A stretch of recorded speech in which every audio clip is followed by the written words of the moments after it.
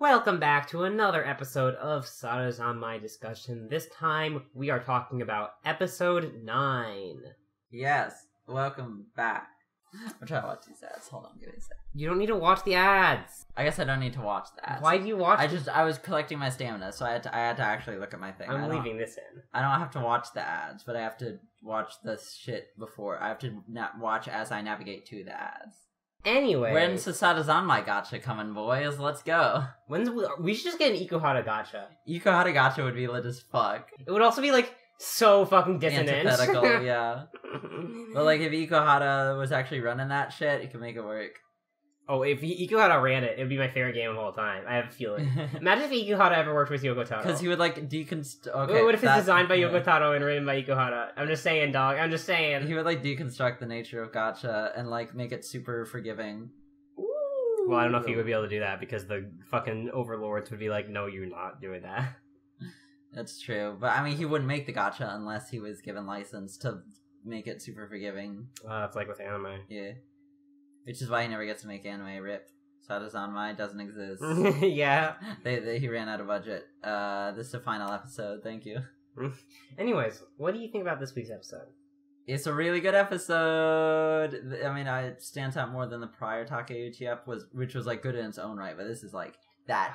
Was it? Does it stand out more? I guess it stands out more as a Takeuchi ep. I don't know if it, like... Yeah. The previous one, like, introduced Toy's backstory and, like, had a really, sure. really good content. It's a more Takeuchi-esque Takeuchi ep. You know what I'm saying? Although I have to ask. How can you say... Sorry, I'm gonna fucking lay into my friends again. How can you say that the character writing wasn't good when the previous Takeuchi ep had Toy's introduction and sells you on Toy fundamentally? Because they weren't sold on Toy fundamentally, because they're fucking idiots. They're terrible shoppers. Terrible. Oh my god. Thank you. I'll collect my paycheck for the episode. I'll see myself out, folks. Anyways, this episode... So we got actually a decent amount of material, and then I'll go through it, and then we'll decide what we want to talk about in what order. So Enta, he's not quite dead, but he's got a literal ticking time on his head. The cops, there's some shit going on with those cops. Mm-hmm. Mabu was, like, acting the way they expected, probably because he thought the dishes had worked or something. Yeah. Maybe, I'm thinking because Mabu just is not actually nearly as fucking different as, like, Hideo has convinced himself he is. Hideo very explicitly says that they are a couple. Yeah. Like, not hidden, not subtext. You don't use the word kappuru, to mean non-romantic situations. Deito, sure. Yeah. Deito can be non-romantic. Kappuru, nuh-uh. More like, kapparu. Sada and Keppi still have no fucking clue what's going on with them. More weird shit with them. I don't get Sada. I don't understand her. Oh, otters are a concept? Otters are an idea. I don't think we should talk about that. Yeah. Because it's pure speculation what that even fucking means. Wait to see more what that means. But they are a concept that can cuckold you. That can stroke your BF right in front of your face. As you. That's a whole nother layer. A whole nother layer of cucking. Anyway. That's pretty rough. And then there's all the Toy stuff with Chikai. There's a lot there. Mm-hmm. Toy killed more people. Yeah, Toy's a fucking Toy goatin. But he's a good boy, who we cannot blame. I find it funny that a lot of the fandom, and I'm aligned with them here, I feel like Enta's like, piece of shit, like, fuck you, Enta, you're a fucking bitch, motherfucker, no one likes you. And then Toy can, like, gun down, like, 4 fucking guys in a row, and be all, like, our pure boy. And I agree. Yeah. But it's funny to me that case. Because, like, it's just the nature of morality. Like, betraying your friends is worse than killing some random Yakuza guys who are shooting at you. No, for sure. It's just that, like, he killed a lot of guys with, like, no hesitation. The contrast is really interesting. However, it's also worth noting that... Let's start by talking about Chikai. Yep. Chikai, he's a somewhat ambiguous figure here. Yeah. He has good points, he has bad points. Okay, there we go. We're done. Centrism accomplished. There's nothing more to be discussed here except the fact that good points and bad points can be argued to exist. Is that not true? It's true. Is that not true? It's true. Is that not true? It is true. It's not true. It is true. Dang. Zaria can't speak because she's busy looking. No. I just thought it would be funnier to materials. I thought it would just be funnier to phrase it like that. Uh-huh. No, not the phrasing. Just the fact that after the phrasing you trailed off and have nothing to say now because you're trying to plot upgrades. I'm not gonna upgrade her right now. Okay. Oh, there we go. Okay, well, let's talk about what is true for reals. Which is that so Chikai loves Toy. Clearly. Yeah. But I think he tries to hide that. Uh-huh. When he killed first of all, I don't think he killed what's his name? The soft boy. The guy who calls him Aniki. I don't think he killed him to get Toy to leave or anything. But I do think that was a secondary benefit to him. He was clearly trying to push Toy away because he does not want Toy to live the life he lives, which is one of violence and constant betrayal. Which obviously you don't want your younger brother to have to live if you can at all avoid it. So I do think he is the kind of person who has a hard time connecting to others. Yeah. But he regrets that. Yeah. And does not want that to be the case for Toy. Yeah. And I think that's really important. Because it would be so easy for Chikai just to be the truly bad guy, whereas Toy is not truly bad. But I don't think it's actually doing that. Toy may not be truly bad, but it's not because there's some fundamental gap in personality, in inborn traits between him and Chikai. He's not truly bad because he's still young enough to be able to get out. And that's the only reason. For sure. Chikai is just in too deep. And honestly, I kind of get the sense that Chikai had a death wish. Yeah, no, absolutely. Not that necessarily he was intentionally trying to die, but that, at the very least, he was comfortable dying. Yeah. He was willing to die if it meant Toy could get out of this life. No. He was setting up that money. Yeah. He clearly intended to give that money to Toy somehow. Yeah. And he resented the fact that, Toy was following him around in the first place just because he wanted to try and, create this image of him as a bad guy in Toy's mind almost so that Toy could be more comfortable living things out without him. Which I think is really good material. It's like Kamba, you know? Yeah. Kamba does really bad things. He plants fucking bombs in the subway. But he's not fundamentally bad. He's bad because of the situation he's in. And that's even true for the parents. Yeah. Everyone in Penguin Drum, aside from maybe Sanetoshi, is sympathetic. And I think Sanetoshi, is so actively, not concerned with other people at all that he can be bad. And even he has some level of, you can at least see where he's coming from. Him wanting to shatter this, world, you should want to shatter this world. It's a bad fucking world. It's awful. Chikai doesn't have quite the same thing. He has no particular, broader... He has a broader, ideology, but he doesn't have a broader goal. Yeah. He just wants to fucking, survive. Yeah. I like that a lot. Yeah, for sure. I like that he's bad only because of the situation he's in, not because of anything fundamental. When you see the flashbacks at the end of him and Toy at the, festival on the parade thing, they're clearly, close, first of all. But second of all, he's clearly, not a bad guy. Yeah. There's nothing to indicate that he seems, happy and content. It's only after their parents die, only after they're thrust into this position of serious economic anxiety. Yeah.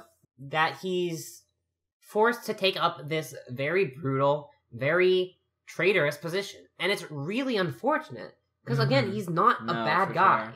There's nothing about him that inherently makes him a bad person. And I think it's very, just important that Ikuhara understands that. Just like he understands cops are bad, he understands that people are not inherently bad. Even the cops are not inherently bad. They're inherently bad once they become cops, but they're not inherently, evil from birth. Yeah. Ikuhara tries to disrupt this notion of being inbornly awful to, a inherent, in some inherent way. No, for sure. And he it's in concert with his focus on systems and the fact that like those are what create the evil. Absolutely. Without the focus on systems, he couldn't even do it. It would fall apart, There'd be no like underlying ideology. No, it's very important that there's the system focus, because it's like there's no other way. I'm about to get some real politics up in here, but who cares? Everyone already knows my politics. Any individualist account of the way humans develop is fundamentally wrong. It would be fundamentally wrong to say, Chikai being like a gang member, a drug dealer, all that stuff, a murderer even, is just because of how he is. It's certainly true that to some degree, people have inborn personality traits. But first of all, it's more like you have more personality leanings. Proclivities that are shaped.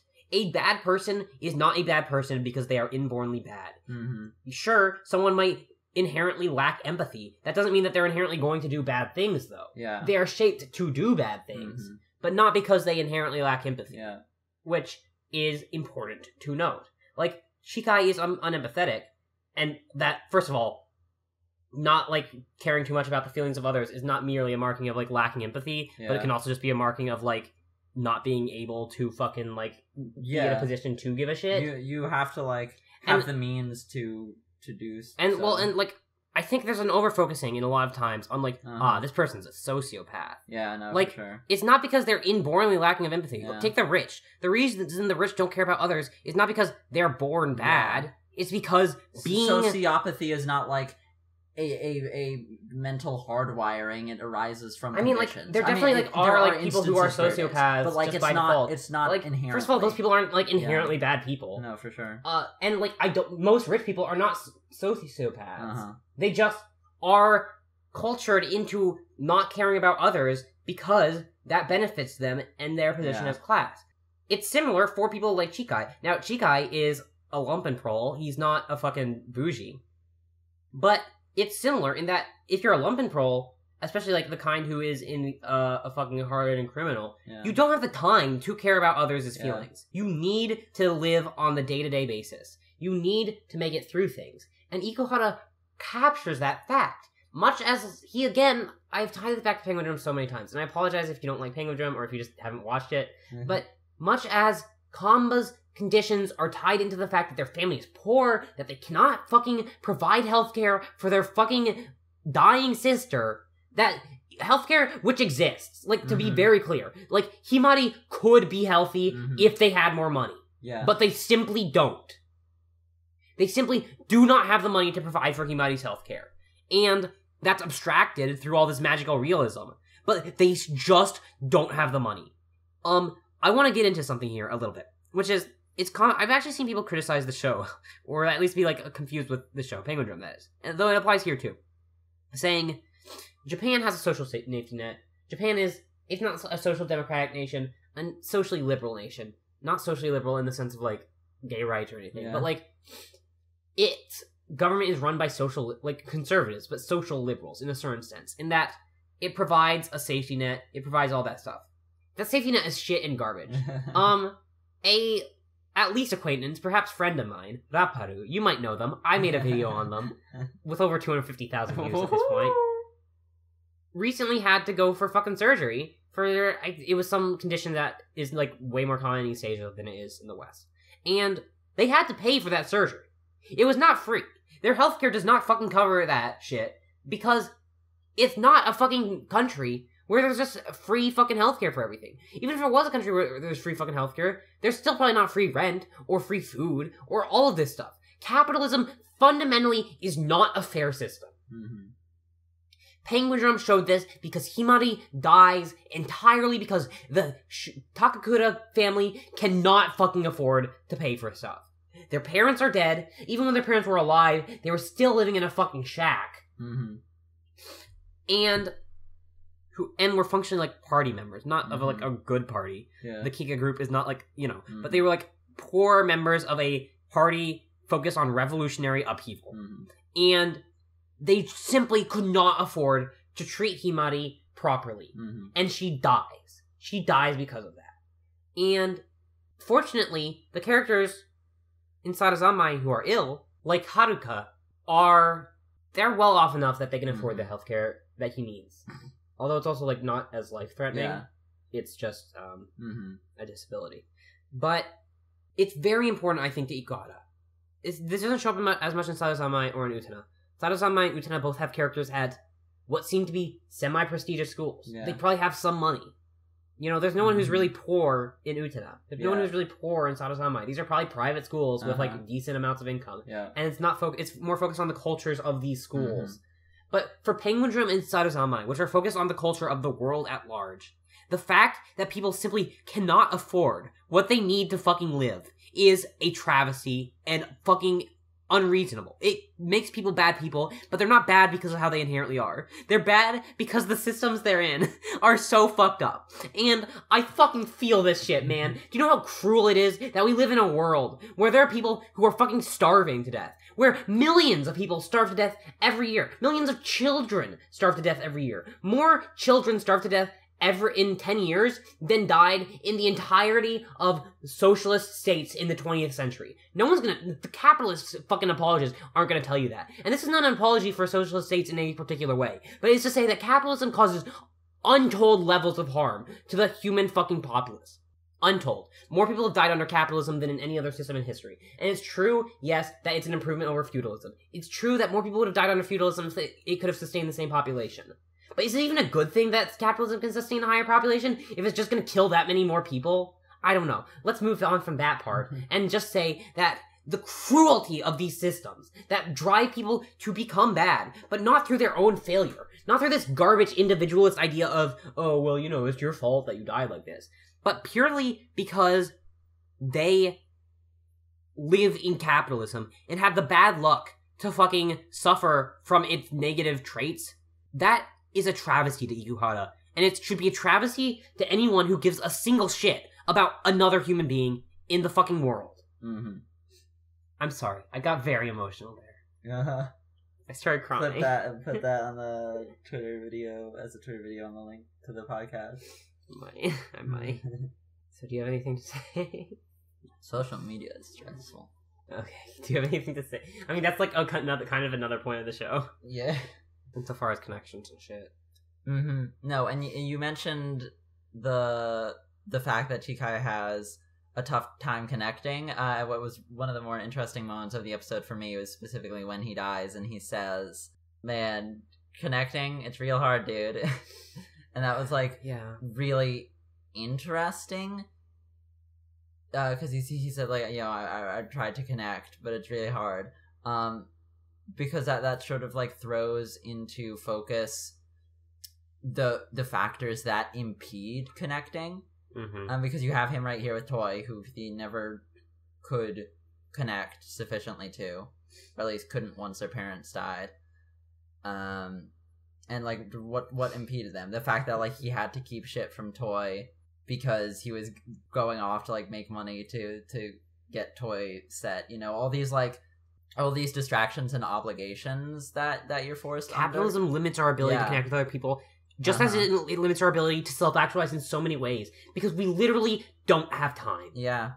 You just have such an overwhelming primary responsibility need to provide for you and your prevent death. Under capitalism, you are like in a constant race to making not enough, at the very least at a baseline, to prevent death, and that is like such a massively impeding weight over everyone's heads that this like most basic of things, connecting on an emotional level to those around you, is denied so many people. And I think like that's a big focus here. Just the ways in which, I mean, Reo and Mabu are similar in that they're being prevented from connecting in like more abstract ways that we don't fully understand yet, because we have to know what's going on with the otters.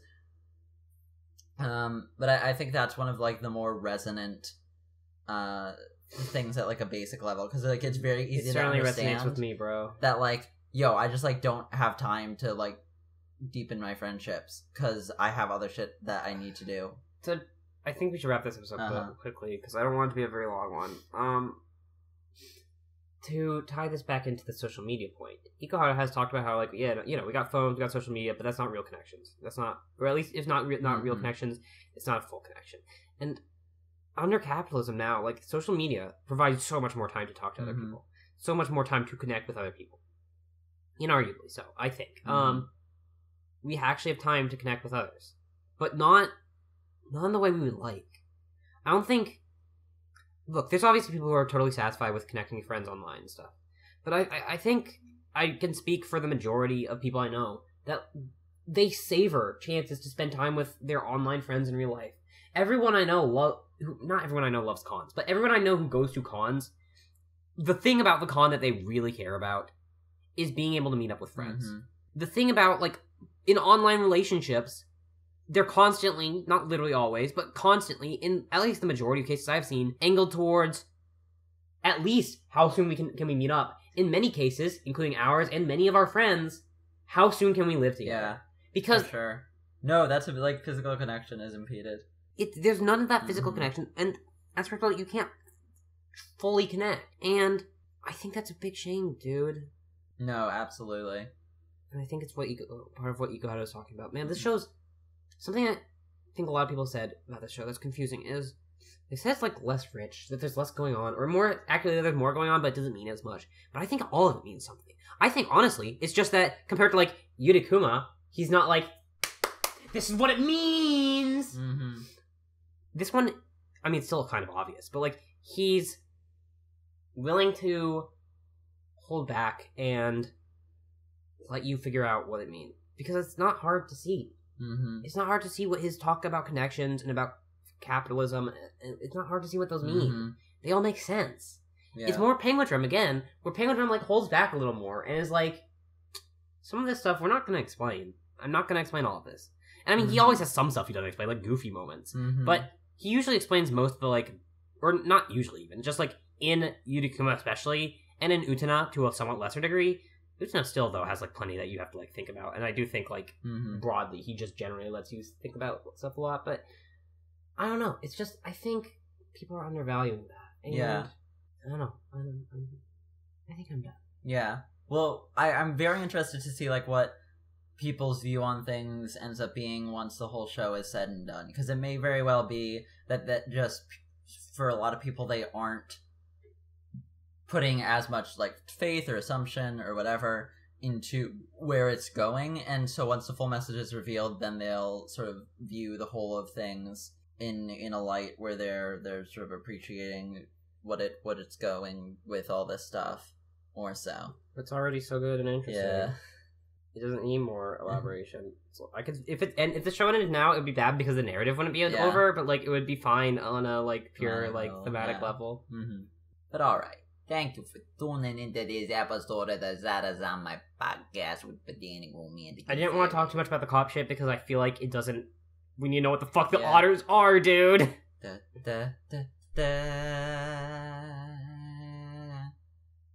Once we know what the otters are, we can talk about the cop shit. Aight.